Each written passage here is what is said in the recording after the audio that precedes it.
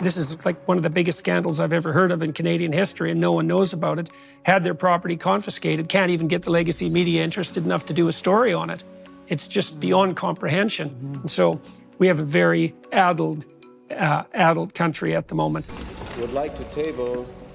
When Justin Trudeau's father was Prime Minister back in the 1980s, he rammed through a policy called the National Energy Policy, which devastated the Alberta economy for about 15 years. Broke our banks. Yeah, it broke our banks. Yeah, my parents lost their pension funds, and the whole teachers' union lost its pension funds. I think 13 Canadian banks went bankrupt at that time, which was the first time in Canadian history that anything like that had happened. Anybody who'd saved money, they lost it. Yeah. So the West has been screwed by Trudeau's before, and now we're living through that again. And so there is agitation in the West to put pressure on the central government, and some of that pressure involves the threat of potential secession, although I think that's very unlikely. I know that Danielle Smith in Alberta and Scott Moe in Saskatchewan and the Premier of Manitoba have now put together a consortium to try to develop a port in James Bay, which is, you know, pretty damn awkward because you have to go through the Arctic ice in a desperate bid to try to get Western resources out to the rest of the world. So we're basically at economic war in our own damn country, you know, while we fiddle around not saving the planet instead of cooperating together to make everybody in Canada as rich as Norwegians, which is exactly what we should be aiming at and could have done decades ago if we weren't so damn stupid. So stupid, blind, what would you say, falsely moral, virtue signaling, right?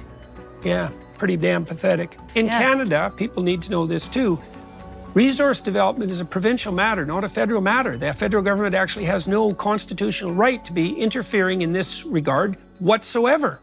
And so it's a real encroachment on, because Canada was set up as a true subsidiary organization with each level of government having its requisite responsibility. And the responsibility of the federal government was actually quite limited, and it didn't extend to resource development. And so there is no excuse for the feds to continually encroach on resource development territory. You know, there's another aspect of Canada that people might find interesting insofar as Canada is the least bit interesting, and that is that the West in Canada was only settled about 120 years ago, and it's always suffered from, I suppose, what would you say, a quasi-colonial relationship with the powers that be in Eastern Canada, and there are no shortage of Eastern Canadians who still think of the country that way, that everybody in the West is a bunch of rednecks, which is probably true, but, you know, rednecks have their advantages, and that they should really be told how to live properly by those who know better. And it's certainly the case that there's a coterie of Eastern Canadians, and there has been for a long time,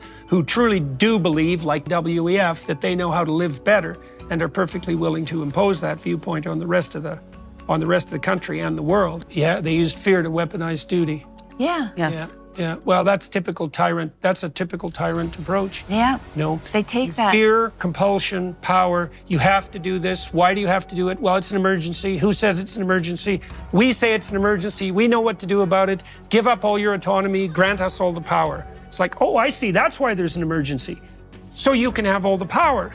It's not an emergency at all. That's right. Right. And if it is, it's like, well, was it an emergency? There's always a bloody emergency of one form or another, because life is just an endless catastrophe of emergencies. So, well, he basically suspended Parliament anyways and ruled by fiat the whole time. Yes. Parliament in Canada has just become, it's like a sideshow. That's not where the government actually operates. It operates out of the Prime Minister's office, him and his bloody cronies, his wedding party crew. Yes. You know, and so we've lost, well, I don't know if we have parliamentary supremacy in Canada at all now. And of course, the way that we've rearranged our judiciary, we have activist judiciary in Canada, and increasingly the Supreme Court justices are nominated by the federal government, and so they've captured the court system as well. And so here we are. Well, science, by the way, isn't something you follow. Science is not a set of moral prescriptions. When it's a set of moral prescriptions, it's ideology, not science. Yes. You know, at its best, science is, well, it attempts to be a value-free and dispassionate portrayal of the facts. Now, that's tricky because... It's an investigation, that's what science is. Yeah, it's an investigation, yeah. And the idea that, well, and then what happened too is the politicians who were cowards devolved their authority. They had no idea how to calculate relative risk.